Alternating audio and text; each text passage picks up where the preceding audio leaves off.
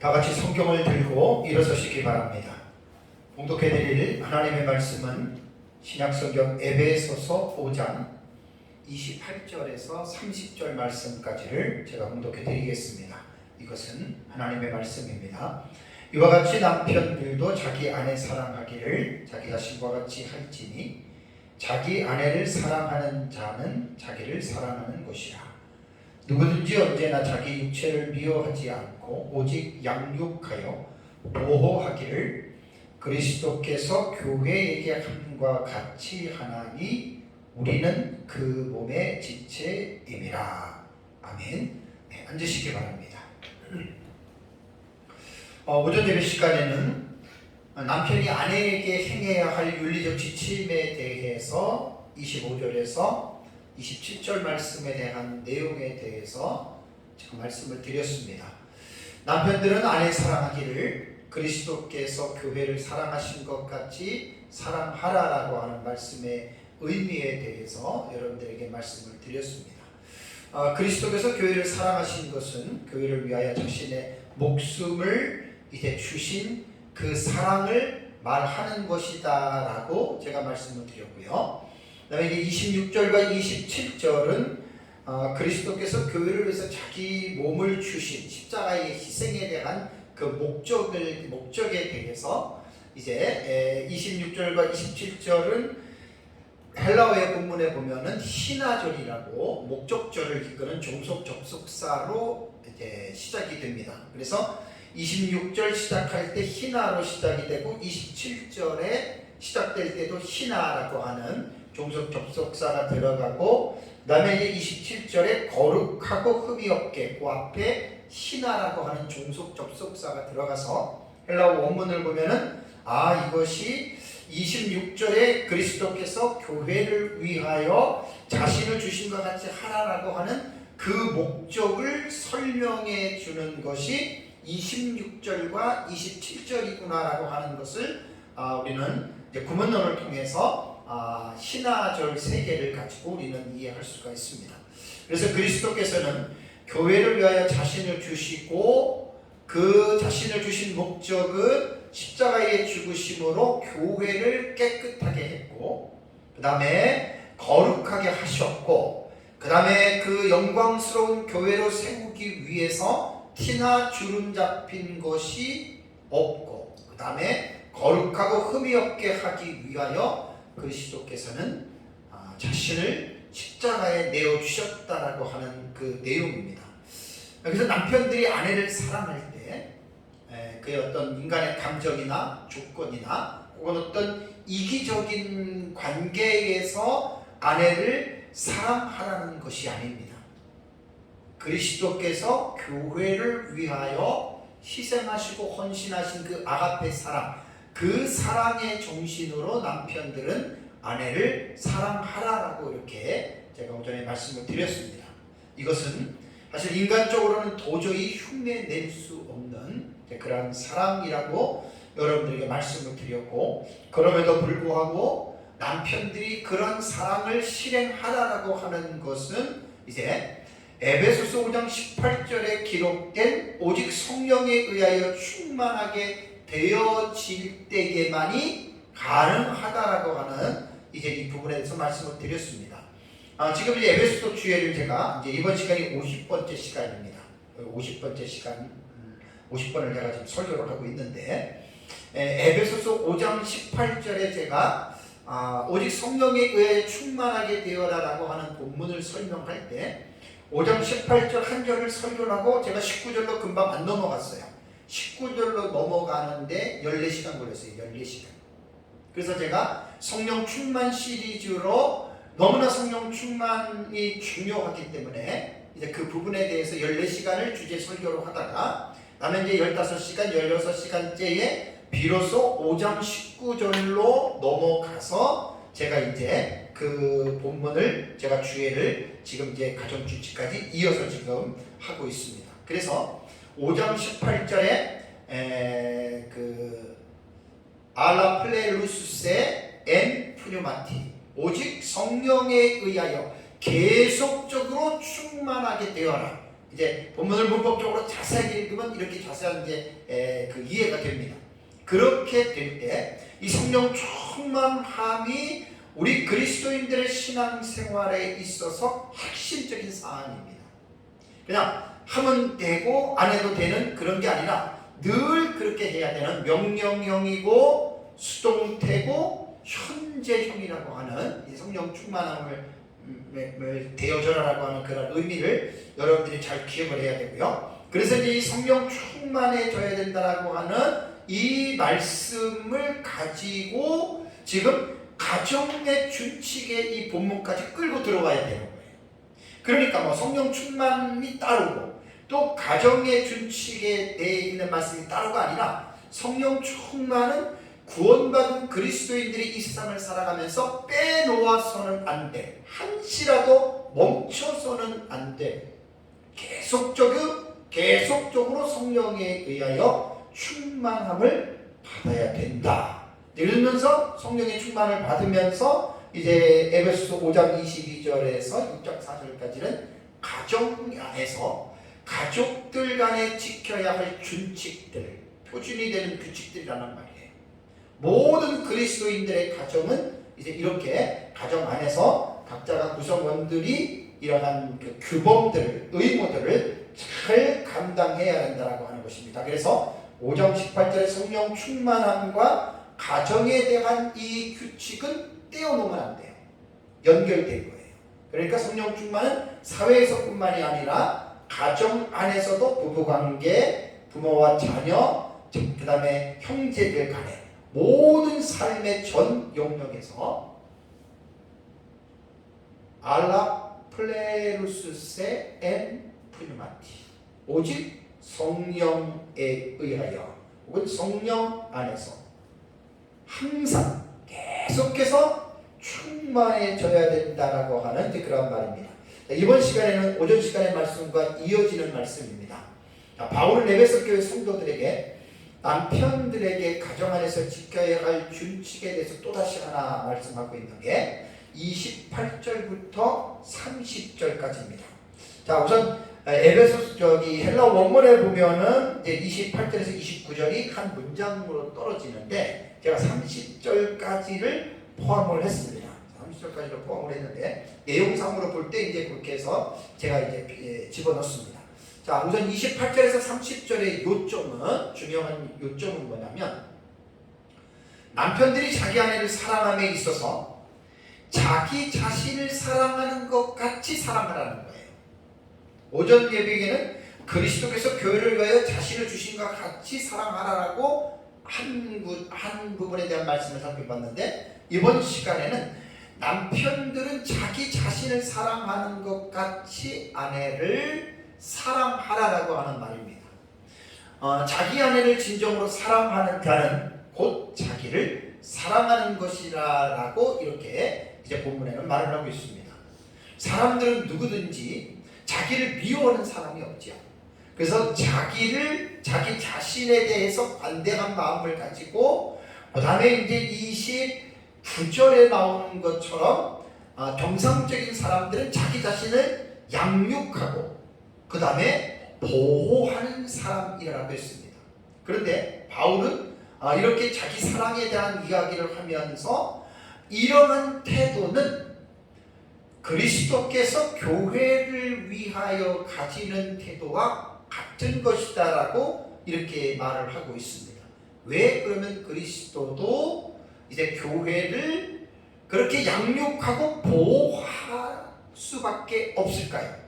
그 이유가 바로 30절에 우리는 그 몸의 지체이기 때문이다. 자, 여기에 비해서 남편과 아내의 관계도 그리스도가 교회의 머리고 교회가 몸이 되시니 남편과 아내도 머리와 몸의 관계로 하나님이 말씀을 하셨죠. 그러니까 아내의 머리가 남편이고 아내는 머리에 딸린 몸이다라고 하는 이제 그러한 말입니다. 그래서 아내에 대해서 남편이 취해야 할 두 번째 준칙은 자기 아내를 자신과 같이 사랑하라라고 하는 말인데요. 28절을 볼까요? 28절에 이와 같이 앞에 있는 내용과 지금 연결해서 말을 하는 것입니다. 이와 같이 남편들도 자기 아내 사랑하기를 어떻게 해요? 자기 자신과 같이 할지니라고 이렇게 말을 했습니다. 자, 여기 보면 자기 아내를 사랑하기를 혹은 자신과 같이 할지니, 그 다음에 자기 아내를 사랑하는 자는, 그 다음에 자기를 사랑하는 것이다. 여기서 사랑이라고 하는 단어가 3번 나오잖아요. 그죠? 첫 번째 아내 사랑하기를 이라고 하는 이 아가파는 부정사입니다. 근데 이게 시제로는 현재고 태는 능동태입니다. 그러니까 부정사는 이렇게 정해져 있지 않기 때문에 어쨌든 시제가 현재고 능동태이기 때문에 남편들도 자기 아내를 자원해서 사랑하라는 거예요. 현재니까 계속해서 사랑하라는 것이고, 그 다음에 자기 아내를 사랑하는 자는 아가포는 분사입니다. 이것은 부정사는 이거는 분사고 시제가 현재고 태가 능동태입니다. 그러니까 자기 아내를 사랑하는 것도 계속해서 사랑하는 거고 자원해서 자발적으로 사랑하라는 말이고, 그 다음에 이제 뒤에 나오는 사람 자기를 사랑하는 것이다 라고 하는 아가파라고 하는 이것은 동사입니다. 이게 동사고 직설법인데 이것도 현재 능동태입니다. 그러니까 28절에서 사랑은 부정사고 분사고 동사형인데 시제가 똑같아요. 현재 태가 능동태예요. 그러니까 본절에서 말하고 있는 이 사랑은 아가페, 아가파오 뭐 여기에서 다 똑같은 단어에서 나온 것들이기 때문에 일반적으로 사람들이 생각하는 조건적이고 이기적인 그러한 사랑을 말하는 것이 아니고 희생을 동반하는 하나님의 사랑, 무조건적인 사랑, 그 아가페 사랑을 하라는 것입니다. 남편이 아내를 사랑하는 의미는 에로스적인 사랑이 당연히 있지요. 남녀 간의 사랑이니까 그 에로스적인 사랑만 말하는 것이 아니라 성경에는 희생적이고 무조건적인 아가페의 사랑을 남편이 아내에게 하라라고 그것을 지금 교훈하고 있는 것입니다. 그래서 계속적으로 자원하는 마음으로 남편은 아내를 죽는 날까지 사랑해야 한다라는 말입니다. 남편이 아내를 사랑하는 방법을 교훈하기 위해서 28절을 보시면 첫 번째 나오는 단어가 이와 같이라고 하는 단어잖아요. 그렇죠? 이와 같이라고 하는 단어인데 이와 같이라고 하는 이 부사는 후토스입니다. 후토스. 후토예요. 후토. 이게 후토가 됩니다. 헬라어로는 후토인데 이 후토는 어떻게 해석해야 되냐면 이런 방식으로 혹은 이렇게입니다. 그러니까 앞에 있는 문맥의 내용을 가지고 들어보는 접속사로 보면 되는 거예요. 그러니까 앞에 설명한 내용들 이와 같이 이런 방식으로 라고 하는 앞에서 이미 오전에 제가 1시간 설교했던 그 내용이잖아요. 그와 같이라는 말입니다. 그러니까 그리스도께서 교회를 위하여 자기를 내어주신 희생적인 사랑 그와 같이 동일하게 남편들도 아내를 사랑하는데 자기 자신처럼 또 다른 하나의 새로운 방식을 지금 가르쳐주고 있죠. 자, 여기에서 그리스도는 교회의 머리입니다. 머리이신 그리스도가 교회에 군림하여 섬김을 받는 분이라기보다도 교회를 사랑하시고 교회를 위해서 자신의 목숨을 대속 제물로 내어주신, 그러니까 곧 자신의 목숨을 희생하면서 교회를 사랑으로 섬기신 것을 지금 강조하는 거예요. 그러니까 예수님이 교회의 머리라고 해서 군림하고 섬김을 받는 그러한 예수 그리스도가 아니라 자신의 목숨을 내어주면서까지 교회를 섬기신 그 섬김의 자세와 태도를 바울은 말을 하면서 이와 같이 남편들도 아내의 머리라고 해서 아내 위에 군림하거나 섬김을 받으려고 하지 말고 후토 그리스도께서 하신 것과 같이 남편들도 자기 아내를 희생적으로 사랑하라라고 하는 말입니다. 아가페죠.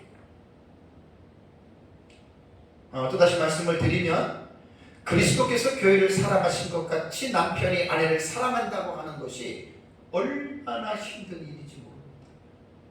저도 34년을 제 아내와 살면서 말도 못하게 힘든 상황인지 제가 알고 있습니다. 저도 제 아내와 34년을 살면서 제 삶을 이렇게 돌이켜보면 어림도 없어요. 이렇게 성경에서 말한 대로 과연 제가 아내를 늘 그렇게 사랑했느냐? 그렇지 않습니다. 할 말이 없습니다. 솔직한 얘기로.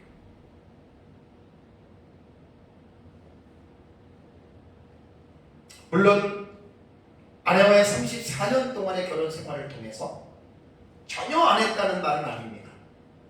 그때 상황에 따라서 흉내도 내고 이렇게 한 적이 전혀 없는 게 아니라 있습니다. 그때가 언제인 줄 아십니까? 성령이 충만하면 가능해요. 우리의 신앙생활 하면서 제일 여러분 우리 신앙생활에 있어서 삶 속에서 제일 중요한 요소가 뭔지 아십니까? 성령에 의해서 충만해질 때가 가장 행복할 때입니다. 왜냐하면 인간의 힘으로는 도저히 안 되는 상황에서 성령이 우리 안에 가득하고 성령이 우리 안에 충만하게 되면 이상하게 불가능한 일들을 우리는 해왔던 것들을 경험하고 있지 않습니까? 그래서 성령 충만이 우리에게 너무너무 중요한 핵심 사안이라고 하는 것입니다. 그래서 인간적으로는 도저히 할 수 없지만 우리가 성령으로 충만하게 될 때에는 그 도저히 할 수 없는 불가능한 상황을 성령의 능력으로 할 수가 있고 지난번에 성령의 9가지 열매에도 말씀을 드렸지만 그런 열매들이 성령이 충만할 때는 우리도 성령에 의해서 우리가 그러한 삶을 여러분 살아갈 수 있다라고 하는 말입니다. 그래서 성령이 충만하면 이제 성경이 우리에게 교훈하는 대로 우리는 할 수 있다. 그래서 28절에 다시 보면 아내를 사랑하는 자는 자기를 사랑하는 것이다. 그러니까 자기처럼 사랑하라 그랬는데 결론은 아내를 사랑하는 자는 자기를 사랑하는 자예요. 그래서 28절에 새로운 비교죠. 자기 몸에 대한 사랑을 지금 28절에는 이제 제시하고 있는 것입니다.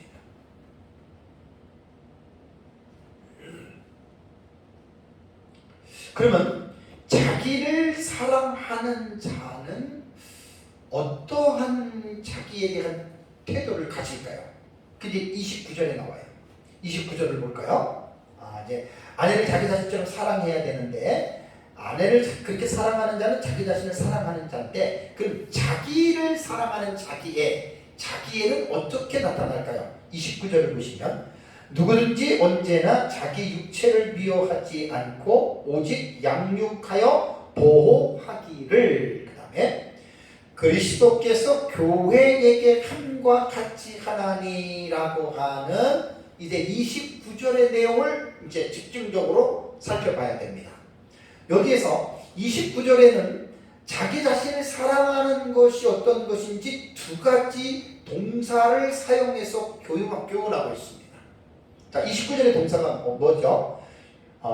양육하다라고 하는 동사, 에크트레이퍼라고 하는 동사가 나옵니다. 트레페이라고 하는 동사가 나오고 그 다음에 보호하다라고 하는 말이 달페입니다. 달페라고 하는 이 동사가 지금 나옵니다. 그런데 이와 같은 방식이 놀라운 것은 뭐냐면 29절을 다시 뒤에 하반절의 내용을 보면 그리스도께서 교회에게 함과 같다. 그러니까 29절 상반절에는 사람을 비유해서 자기를 사랑하는 사람들은 자기를 양육하고 자기를 보호하는 두 가지의 동사의 형태로 나타난다. 그러면서 그리스도도 교회를 사랑하는 것이 그와 같다라고 비교해서 동급으로 지금 이야기를 하고 있습니다. 그렇다면 자기를 사랑하는 자의 두 가지의 삶의 방식을 좀 한번 말씀을 제가 드리겠습니다. 자, 아내를 사랑하되 자기 몸처럼 사랑해야 한다는 것은 남편과 아내가 전제가 있습니다. 한 몸이라는 사실을 전제로 주어진 것입니다. 몸이잖아요. 그러니까 원바디예요. 한 몸이에요. 한 몸은 어떻게 되냐면 남자와 여자가 결혼하면 두 사람이 둘이 아니요 한 몸이 되는 거예요. 그렇기 때문에 결혼했다면 남편과 아내는 죽음이 갈라놓기 전에는 둘이 될 수가 없습니다. 그럼 분리가 되지도 않습니다. 성경은 결혼한 부부는 한 몸이라고 분명하게 성경은 교훈하고 있습니다. 그렇기 때문에 남편이 자기와 한 몸인 아내를 진정으로 사랑한다면 자기를 사랑하는 것과 같은 거예요. 만약에 한 몸인 아내를 미워한다면 자기를 미워하는 것과 같은 거예요. 왜? 분리가 안 돼요. 떨어질 수가 없어요. 이것은 하나님이 그렇게 규정을 해 놓으신 것이기 때문에 결혼하면 둘이 아니요 둘이 한 몸이 되었다라고 하는 말입니다. 그래서 정상적인 사람은 그 29절 다시 보시면 누구든지 언제나 자기 육체를 미워하지 않고, 정상적인 사람은 자기 육체 미워하지 않습니다. 그냥 미워하는 것에만 머무는 것이 아니라 적극적으로 어떻게 되죠? 두 가지의 특징이 오직 양육하여 보호하기를 이라는 말입니다. 그러니까 자기를 사랑하는 자는 소극적인 측면에서는 자기 육체를 미워하지 않는데 적극적으로 보면 이제 양육하고 자기 육체를 보호한다라는 말입니다. 여기에서 양육하다라고 하는 에크트레페이라고 하는 이 단어는 에크트레포에서 이제 생성이 됐는데 이게 먹이다, 가르치다, 양육하다 이제 그런 뜻이에요. 이것이 직설법, 이건 현재 능동태입니다. 그러니까 동사가 나올 때 시제를 보면 현재형이니까 계속해서 정상적인 사람은 자기의 육체를 길러요, 먹여요, 양육해요. 그런 뜻이에요. 능동태니까 억지로 하는 게 아니에요. 정말 저도 그렇고 여러분도 그렇고 우리가 내 몸을 가꾸는데 억지로 가꿉니까? 아니잖아요. 자원하는 마음으로 내 몸이니까 우리가 정말 우리 몸은 잘 이렇게 양육을 합니다. 두 번째 또 다른 동사가 보호, 달페라고 하는 이 단어, 달페라고 하는 이 단어는 달포에서 나왔습니다. 이것도 직설법 현재 능동태입니다.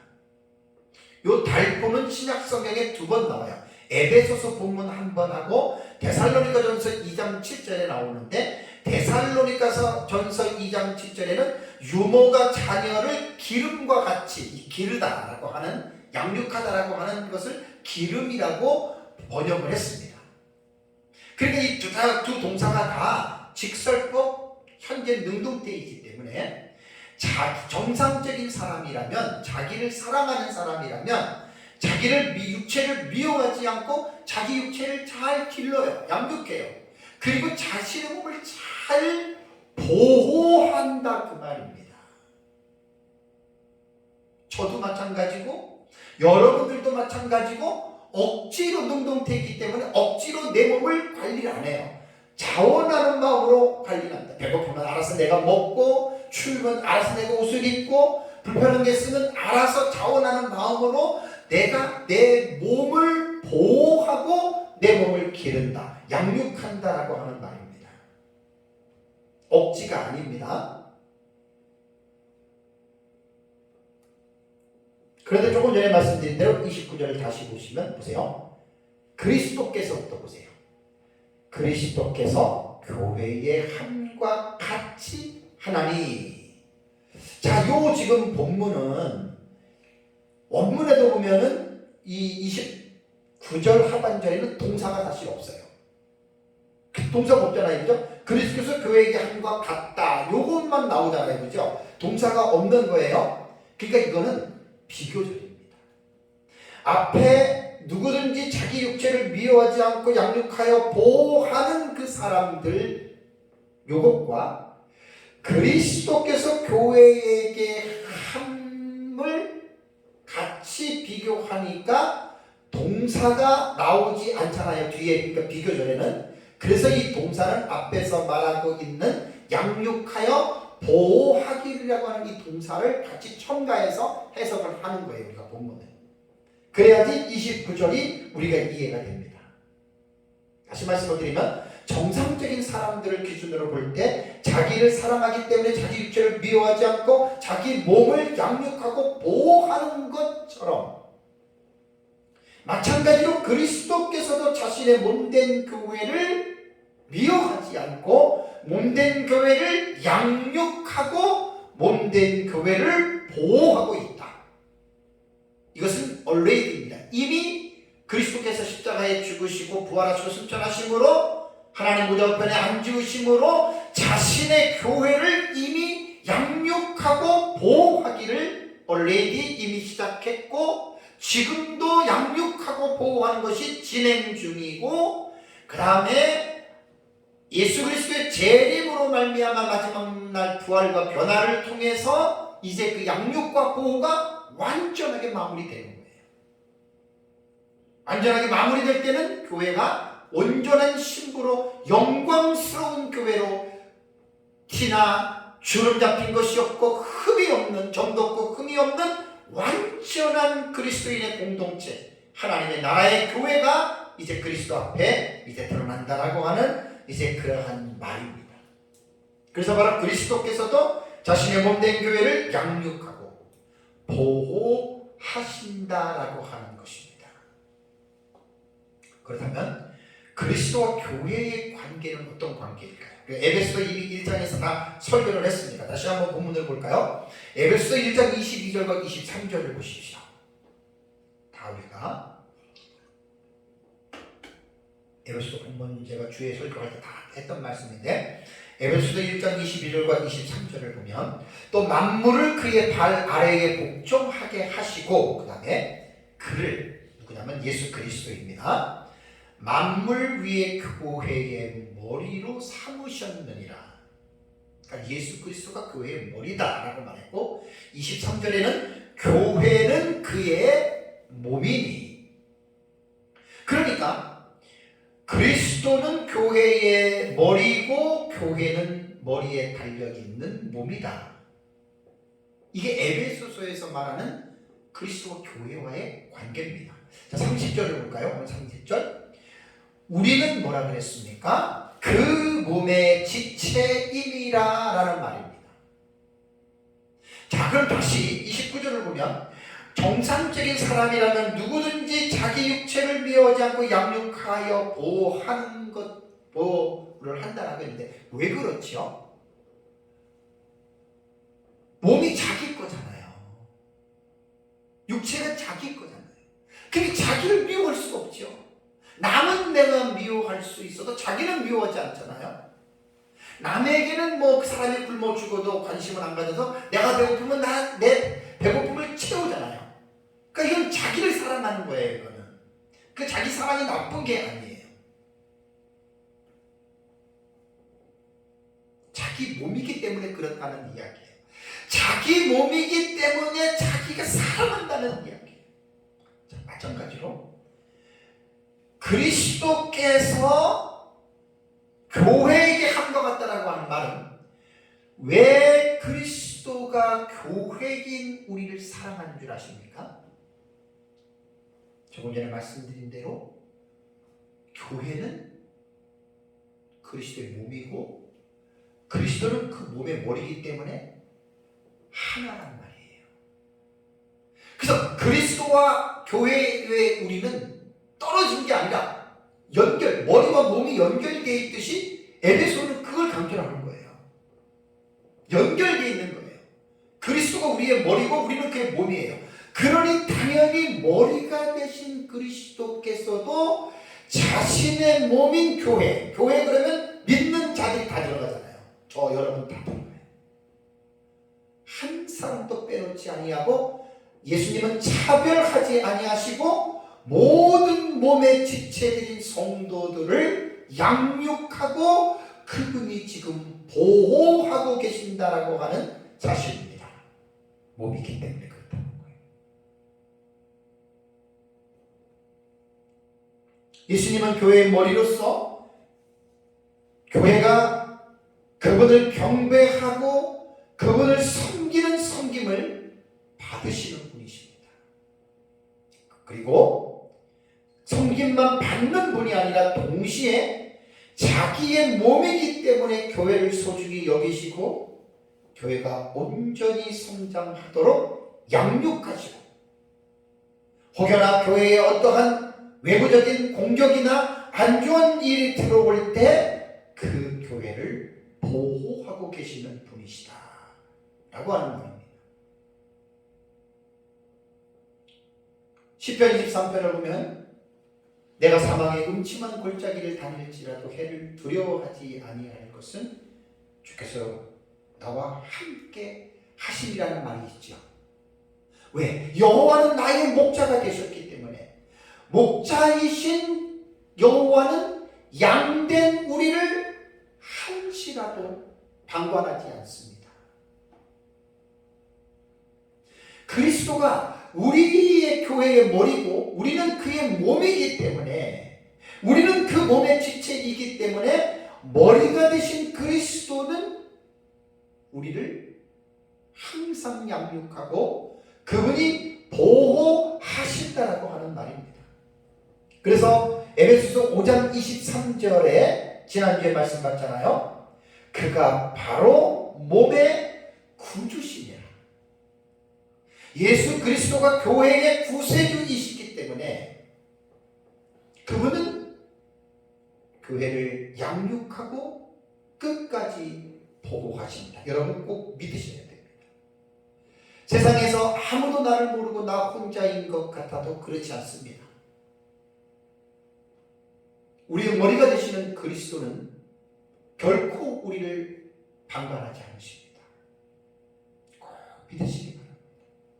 자, 마찬가지로 제가 지금 정상적인 사람이 자기의 몸을 사랑하고 양육하고 보호 이걸 말하는 게 아니라 마찬가지로 이제 이렇게 하는 삶의 어떤 태도를 본문에서 말하는 주요 요점은 그거예요.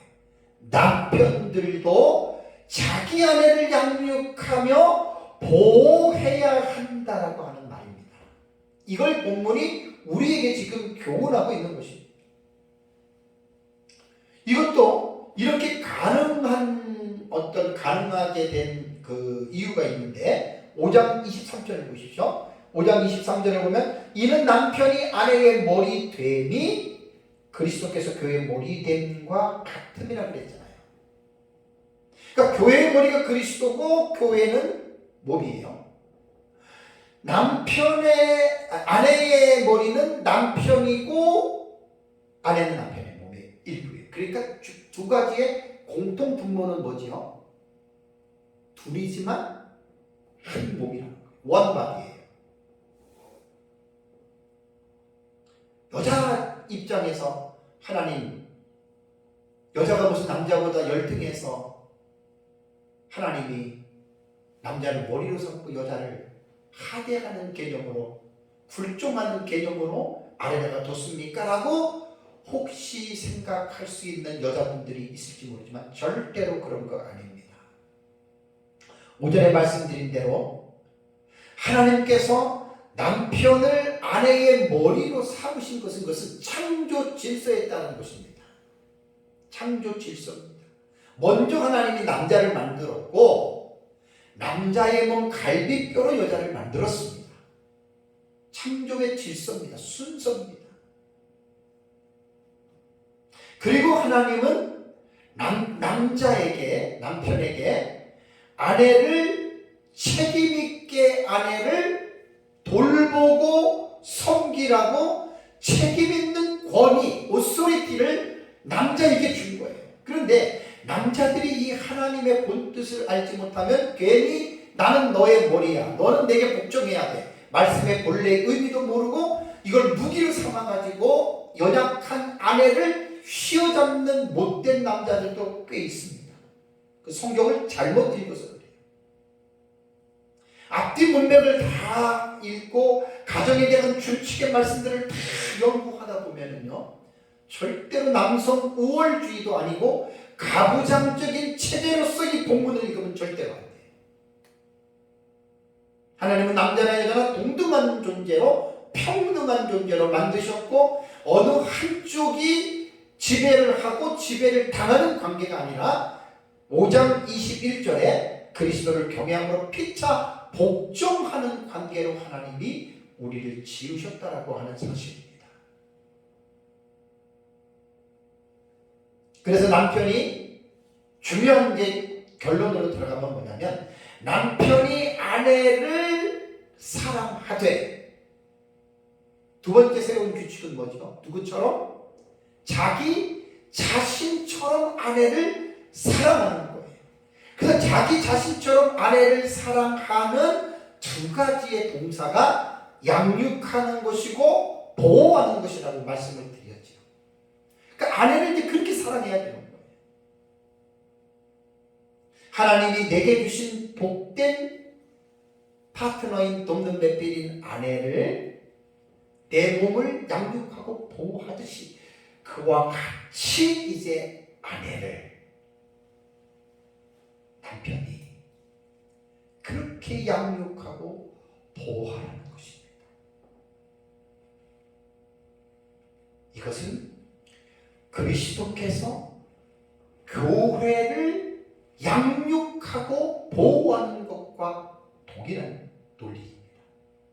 왜냐하면 그리스도가 교회의 머리고 그 다음에 교회는 그의 몸이기 때문에 머리가 몸을 책임지고 관리하듯이 남편도 아내의 머리이기 때문에 자신의 몸인 아내를 자기 자신을 사랑하는 것과 같이 아내를 양육하고 보호해야 된다. 자, 그래서 동사가 나오면 제가 동사를 늘 중요하게 동사의 초점을 말씀을 드리는데, 사람이 부부관계 하다가요, 내가 기분이 좋고 아내가 나한테 잘해주면 말 안 해도 아내를 잘해줍니다. 당연히 잘해줍니다. 모든 남자들이 다 그렇습니다. 자기에게 살갑게 대하고 웃고 남편의 요구를 다 들어주면서 남편에게 정말 죽기 살기로 남편을 섬기는데 싫어할 남자가 누가 있겠습니까? 당연히 기브 앤 테이크의 방식으로 아내가 그렇게 잘하면 남편도 아내에게 잘하는 것이 인지상정입니다. 그런데 여러분,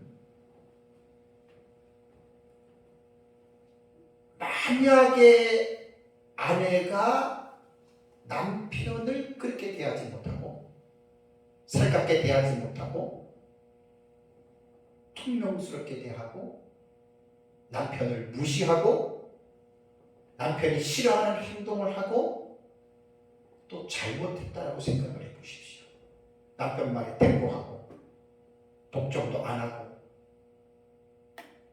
어떤 남자가 그 아내를 좋아하겠습니까? 이거는 무슨 방식이죠? give and take 방식이에요. give and take 방식이에요.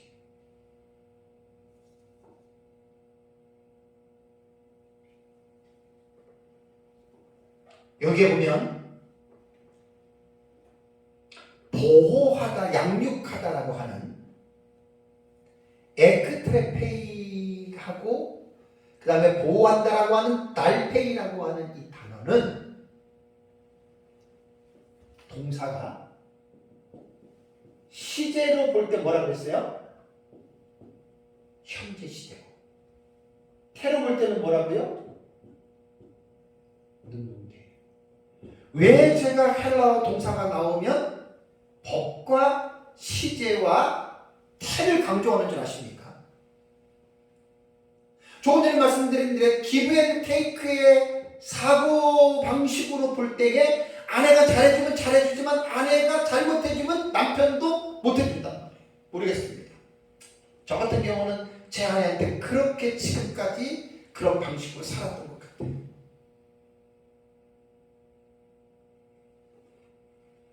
근데 성경은 시제가 뭐지요?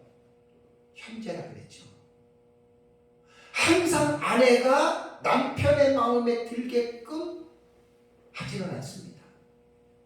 아내도 사람이기 때문에 또 아내 나름대로의 삶의 방식이나 그런 생활의 태도가 있는 거예요. 남편하고 안 맞을 때가 있고 불협화음이 일어날 때가 있습니다. 다투기도 하고 등을 돌리기도 하고 싸우기도 하잖아요. 부부관계가.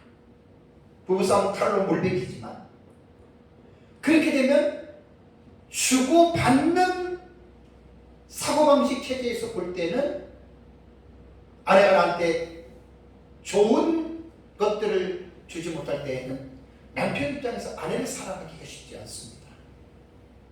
근데 본문에서 누구든지 언제나 자기 육체를 비하지 않고 오직 양육하여 보호하기를 이라고 하는 이 말은 아내가 남편한테 잘못하더라도 남편의 요구를 못 들어준다 하더라도 시제가 뭐라고요? 현재입니다. 현재. 그래서 동사가 이렇게 중요한 거예요. 기분대로 내 감정대로 아내를 사랑했다 미워했다 지치라 엎치라 그게 아니고 명령이잖아요. 명령. 현재 시잖아요. 현재. 항상 아내를 자기 몸처럼 사랑하라 이거예요. 이게 해답이에요. 해답. 그리고 태가 뭐라 그랬죠? 능동태잖아요. 자원하는 마음으로 사랑하라는 거예요. 자기 몸처럼. 아내가 나한테 내 요구를 충족시켜주지 못할지라도 아니 아내랑 싸웠더라도 아내가 미워하는 그러한 그 상태에 있더라도 아내를 양육하고 보호하기를 자발적으로 여러분 그래서 제가 그랬잖아요. 이게 쉽겠냐고요. 인간으로 못하는 거예요.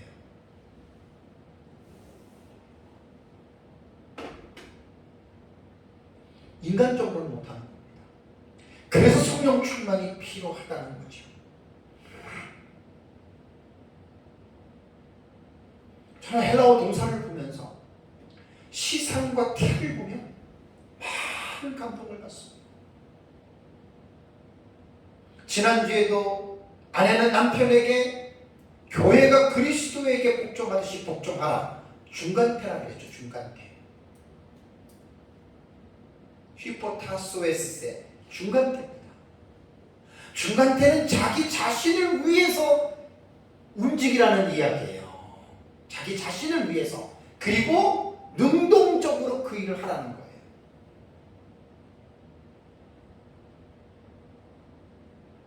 아내들이 남편에게 복종하라. 히포타소에스라고 하는 중간태의 의미를 모르면 억지로 투덜대면서 그건 능동태가 아니죠. 그건 중간태의 의미를 모르는 거예요. 헬라어는 동사에 그런 의미들을 다 담아놨어요. 그래서 법을 잘 봐야 되고 시제, 시상, 그 다음에 태 이런 것들을 잘 읽으면 헬라어에서는 동사의 움직임을 아주 정확하게 간파할 수가 있습니다.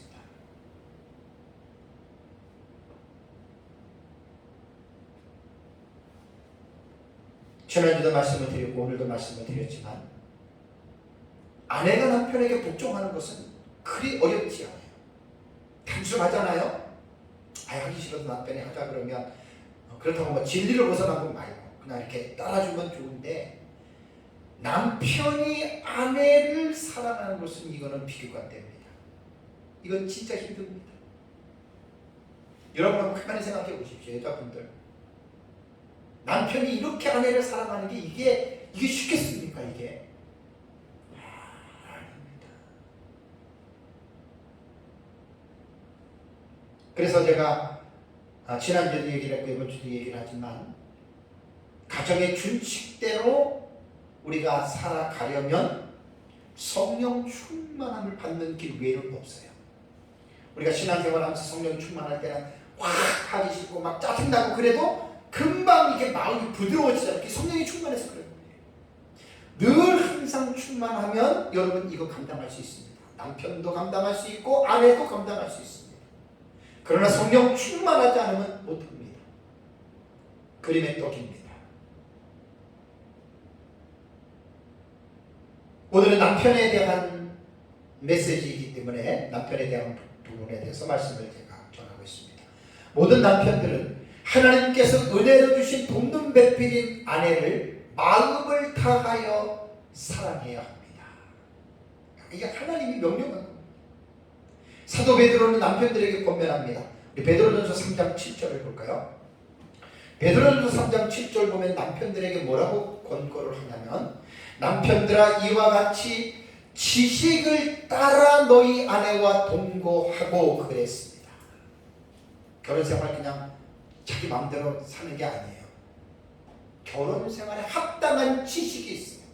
지식을 따라서 아내와 살아야 됩니다. 남편들은 자기 감정대로 그냥 멋대로 사는 거 아니에요.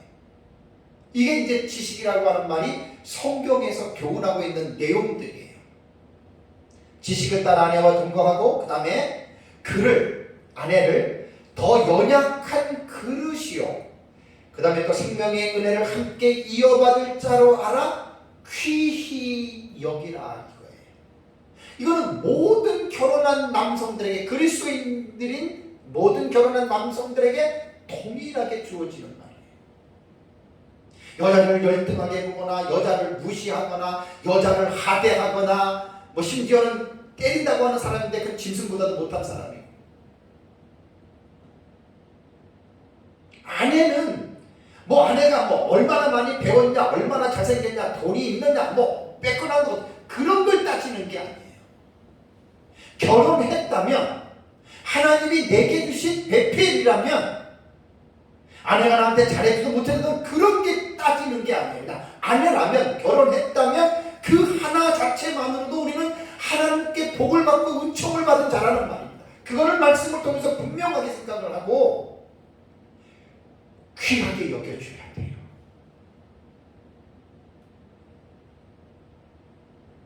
남편들이 사회에 나가서 과장이니 사장이니 회장이니 그거는 좋지만 가정에 들어와서는 정말 복된 남편은 아내를 귀하게 여겨주는 남편이 하나님이 볼 때 100점짜리 남편입니다. 왜냐하면 연약한 그릇입니다. 아내는 연약합니다. 남자보다 신체적으로 연약합니다.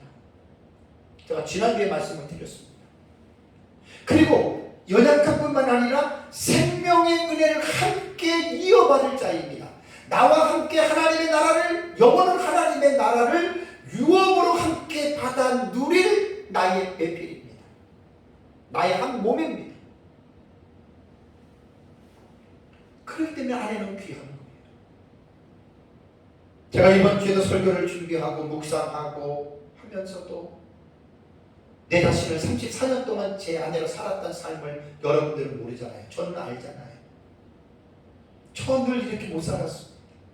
아내랑 다투기도 했고 아내 마음을 아프기도 했고 아내 눈에서 눈물을 흘리게 됐고 참 많이 했습니다. 그러다가 또 순간순간 성령이 충만하면 또 아내에게 내가 잘못을 빌고 또 아내와 같이 하고 또 그러다가 또 내 성령이 충만하지 않고 또 내 인간의 육신적인 생각이 막 흐르면 또 아내에게 막 화도 내고 성질도 내고 저도 그런 사람이에요.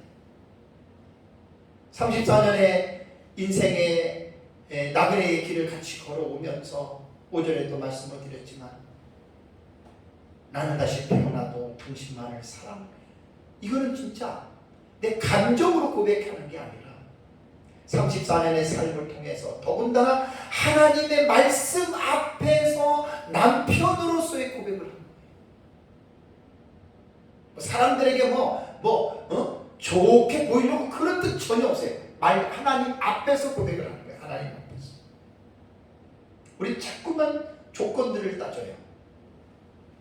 어땠느니 그렇게 따지면 안 돼요. 그 다음에 이제 중요한 거는 3장 7절 뒤에 뭐지요? 귀히 여기라 해놓고 이는 지식을 따라 아내와 동거하고 아내는 연약한 그릇이고 생명의 은혜를 이어받을 자이기 때문에 귀히 여기라 해놓고 그 다음에 연결되는 말이 뭐예요? 이는 너희 기도가 막히지 않게 하려 합니다. 왜 이 말이 나왔을까요? 아내를 귀하게 여기지 못하고 지식 없이 아내와 동거하면서 연약한 아내에게 상처를 주고 고통을 주면 남자의 기도가 막힌다 그 말 아니겠습니까?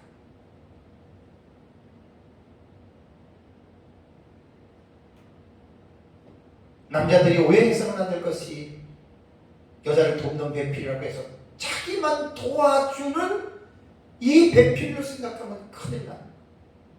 저도 결혼 초창기에 그런 생각을 많이 했어요. 돕는 배필이니까 당신은 나를 도와주려고 하나님 보냈으니까 날 잘 도와줘. 이게 보통 우매무지한 남자들이 갖는 성경을 잘못 읽는 아주 대표적인 방식이에요. 그런 뜻 아니에요.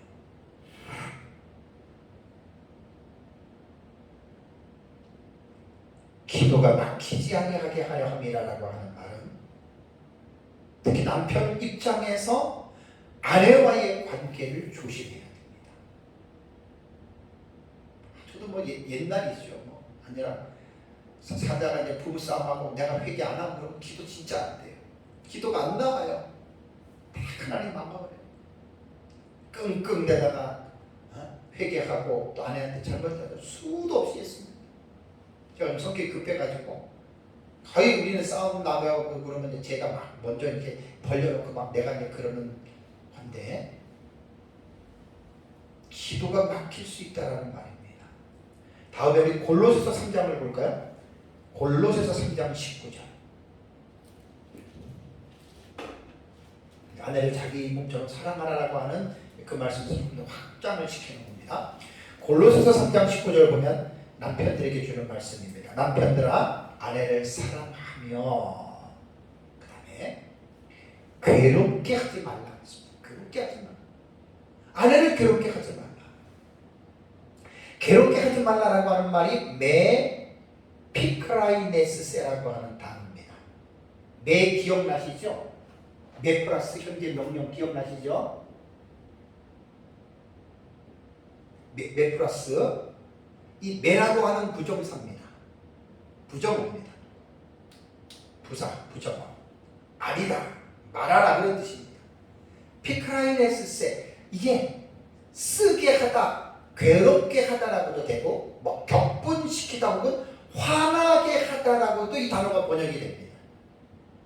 그 남편들은 아내를 화나게 하거나 격분시키거나 쓰게 만들지 말라, 괴롭게 만들지 말라는 거예요. 이 피크라이네스세는 명령형이고 현재 수동태입니다.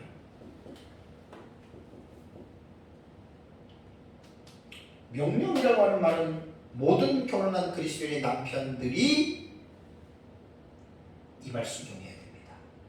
불순종하면 죄입니다. 현재형입니다. 현재. 항상 언제든지 아내를 격분시키지 말라. 어떠한 일이 있어도 아내를 화나게 만들지 말라는 거. 제가 지금 이 선거를 참 내 자신에게 지금 하고 있는 거. 무슨 일이 있어도 아내를 괴롭게 하지 말라는 겁니다. 명령형입니다. 수동태입니다. 내가 아내를 격분시키지 말라는 거예요. 아내는 연약한 그릇이고 귀히 여겨야 될 존재이기 때문에 아내를 내가 자꾸만 괴롭히지 말라는 거예요. 이게 플러스 이 현재 명령법이잖아요. 현재 명령. 플러스. 그러니까 메프라스 현재 명령법은 지금 하고 있는 그것을 스탑하라는 거예요. 멈추라는 거예요. 그러니까 남편들이 아내를 괴롭게 하고 있다면 지금 당장 멈추십시오. 그런 뜻입니다. 메프라스 현재 명령법이. 남편들 아내를 괴롭히지 말아라. 제가 생각을 해봤습니다. 설교를 준비하면서 아내를 괴롭히는 것이 뭘까? 일단은요, 아내가 싫어하는 일을 하게 되면 아내는 괴롭습니다. 아내가 싫어하는 것, 미워하는 것 하면 아내는 화가 날 것이고 그것이 결국 아내를 괴롭히게 되기 때문에 남편들은 아내를 위한 세심한 주의가 필요합니다. 내가 이렇게 하면 아내가 괴롭다고 할까? 그러면 그거 하지 말라는 거예요. 그래서 적극적인 측면으로 볼 때는 남편은 아내를 기쁘게 해주면 됩니다. 사실 기쁘게만 해주면 됩니다. 왜 그러냐면 내 몸이기 때문에 그래요. 내 몸이기 때문에. 사도 바울은 데살로니가 교회 성도들에게 데살로니가전서 4장 4절에 각각 거룩함과 존귀함으로 자기의 아내를 대할 줄을 알아라 이렇게 말했습니다. 거룩함이라고 하는 말은 정결함으로도 번역이 됩니다. 아내를 정결하게 대해줘야 됩니다. 남자는 여자를 정말 정결하게 대해줘야 되고요. 존귀함으로 아내를 대하라고 하는 말은 아내를 존경하라는 말입니다. 제가 지금 너무나 어려운 말을 너무 지금 쉽게 말하고 있어요. 남자들에게 이게 너무 어려운 말이거든요. 이게 너무 어려운 거거든요. 내가 너무 제가 지금 쉽게 말을 하고 있는 것 같아요.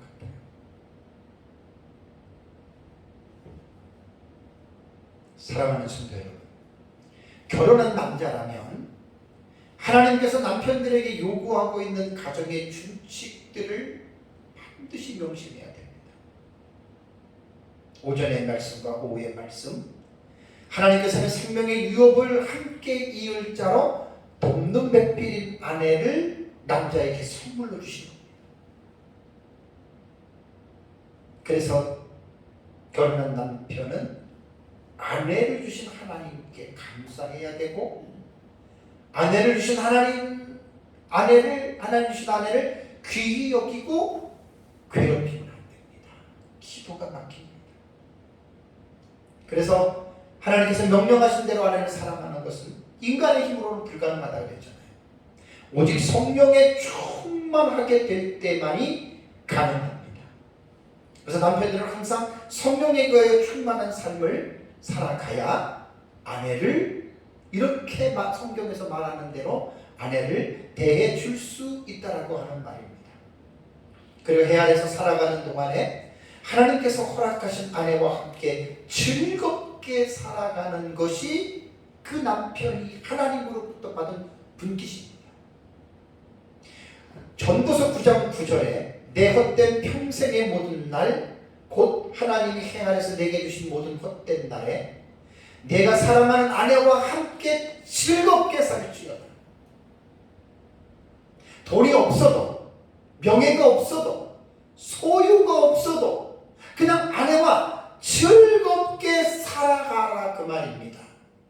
그것이 내가 평생에 해 아래에서 수고하고 얻은 내 몫이니라. 분깃, 자신의 결과물이라는 거예요. 그래서 부부간에 남편과 아내가 있고 없고를 떠나서 정말 행복하게 살아가는 부부를 보면 보는 사람도 기쁘잖아요. 그렇죠?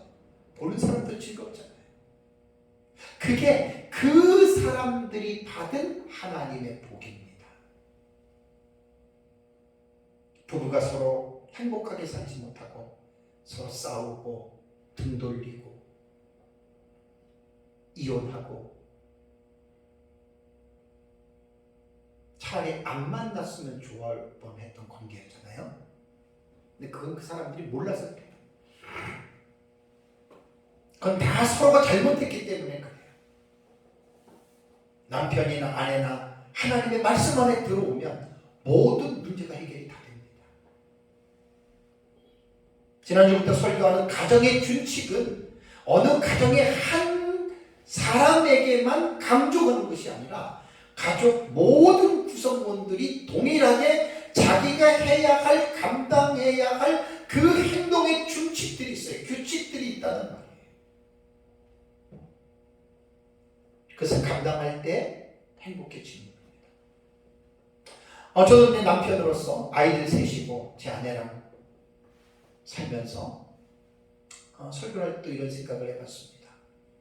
내가 내 아내한테 하는 행동이나 아이들이 눈 닦아서 뭐 시집도 가고 장가 하나 이제 7월달에 가는데 그 아이들을 기르면서 내가 정말 가정생활에서 가장으로서 부모로서 남편으로서 내가 하는 일이 의무적이냐 아니면 사랑으로 행하였느냐 이걸 꼭 생각해 볼 필요가 있다는 이야기예요. 의무적인 관계에서 이루어지는 일은 힘들면 불만이 생깁니다. 이거는 똑같아요. 남편이든 아내든 부모든 자식이든 가정을 위해서 자기가 수고하는 일이 의무적이다, 어쩔 수 없이 한다 그러면 그건 힘든 겁니다. 모든 것이 아가페의 사랑의 정신으로 해야 됩니다.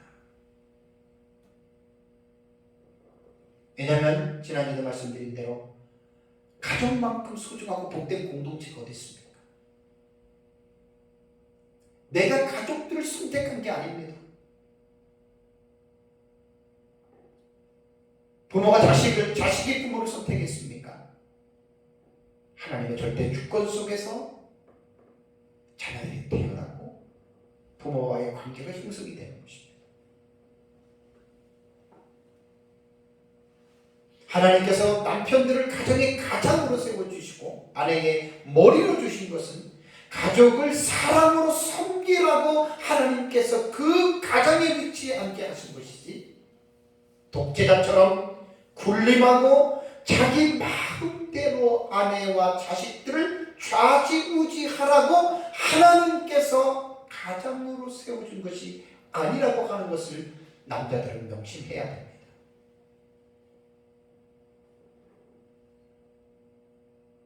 아까도 말씀드린 대로 많은 사람들이 가정 안에서도 give and take의 방식으로 가정이 움직여진다면 그건 행복한 가정이 될 수 없습니다. 상대방이 나한테 주는 것이 없고 상대방이 나한테 잘못하는 일이 있다 하더라도 무조건적인 아가페적인 사랑을 해야 되는데 그게 바로 아까도 말씀드린 대로 예수님께서 교회를 그렇게 사랑하셨습니다. 교회인 우리가 불완전하고 교회인 우리가 잘못하고 교회인 우리가 얼마나 부족합니까? 부족하고 잘못했다고 해서 우리의 머리가 되시는 그리스도께서 우리를 내치십니까? 그러지 않으시잖아요. 연약하고 부족하고 잘못함에도 불구하고 예수 그리스도께서는 사랑으로 우리를 감싸주시고 용서하시고 우리를 격려하시고 우리를 붙들고 우리를 하여금 이 세상을 살아가게끔 하시는 분이 바로 예수 그리스도 아니십니까? 특히 남편들은 아내에게 부족함이 발견이 되고 잘못된 점이 발견이 되고 그렇다 하더라도 입장을 바꿔서 교회와의 주님과의 관계에서 내가 그렇게 함에도 그분이 우리를 버리거나 우리를 무시하거나 그러시는 분이 아니시기 때문에 남편들은 아내를 볼 때 불만이 있고 아내가 잘못했다 하더라도 예수님이 우리를 용납하시는 것과 같이 남편들은 아내를 자기 자신을 사랑하듯이 용납해야 되고 두 가지 동사 양육하며 보호하는 일을 멈춰서는 안 된다라고 하는 말입니다. 마지막 결론입니다. 이것은 인간의 힘으로 되는 게 아닙니다. 오직 성령에 의하여 충만할 때에만 가능합니다. 그래서 가정의 준칙은 에베소서 5장 18절에 성령 충만하라고 하는 이 명령에 이어서 이 문맥으로 들어봐야 됩니다. 성령 충만함이 가정 안으로 들어와서 남편이 아내에게, 아내가 남편에게, 부모가 자식에게, 자식의 부모에게 이 서로가 행해야 할 규칙들을 감당할 때 성령의 충만함의 도움을 받아서 가족의 구성원 모두가 자기들이 감당해야 할 일을 잘 감당해서 여러분들의 가정이 아름답고 행복한 가정이 되시기를 주님의 이름으로 축복합니다. 다 같이 기도하겠습니다.